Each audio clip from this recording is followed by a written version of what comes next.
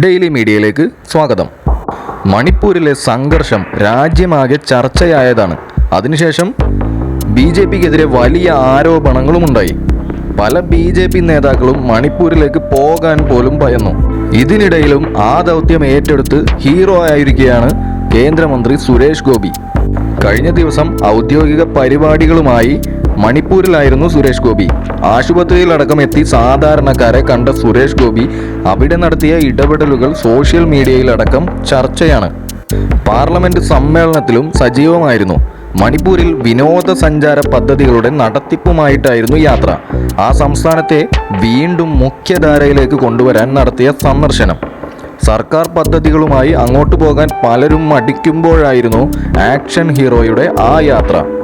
മണിപ്പൂരിലെ വികസന പദ്ധതികളും ടൂറിസം സാധ്യതകളും അവലോകനം ചെയ്യാനും സർക്കാർ പദ്ധതികളുടെ നടത്തിപ്പ് വിലയിരുത്തുന്നതിനുമായി സുരേഷ് ഗോപി ബിഷ്ണുപൂർ ജില്ല വെള്ളിയാഴ്ച സന്ദർശിച്ചിരുന്നു.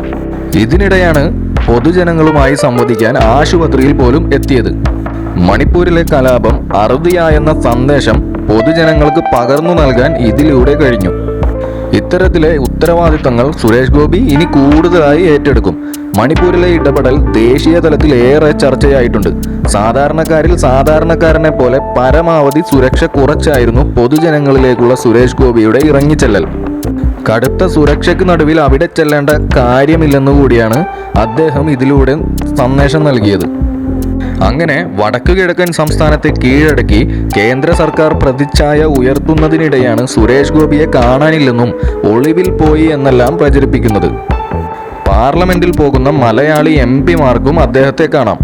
എന്നിട്ടും സുരേഷ് ഗോപിയെ കാണാനില്ലെന്ന പരാതി കേരളത്തിലെ രാഷ്ട്രീയ നേതാക്കൾ പോലീസിന് നൽകി. മണിപ്പൂരിലെ പ്രത്യേക സാഹചര്യത്തിലാണ് ഇത് ദേശീയ തലത്തിൽ ചർച്ചയാകുന്നത്.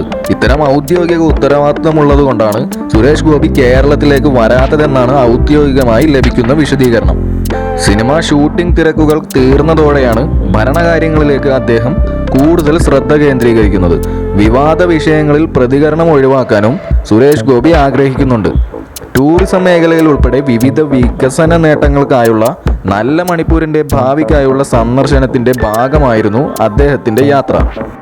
ഛത്തീസ്ഗഡിൽ മലയാളി കന്യാസ്ത്രീകളെ അറസ്റ്റ് ചെയ്തതിലും ഒഡീഷയിൽ കന്യാസ്ത്രീകളും മലയാളി വൈദികനും ആക്രമിക്കപ്പെട്ടതിലും കേന്ദ്രമന്ത്രി സുരേഷ് ഗോപിയിൽ നിന്നും പ്രതികരണങ്ങൾ വരാത്തതിനെ തുടർന്ന് നിരവധി വിമർശനങ്ങളായിരുന്നു വിവിധ കോണുകളിൽ നിന്നും ഉയർന്നത്.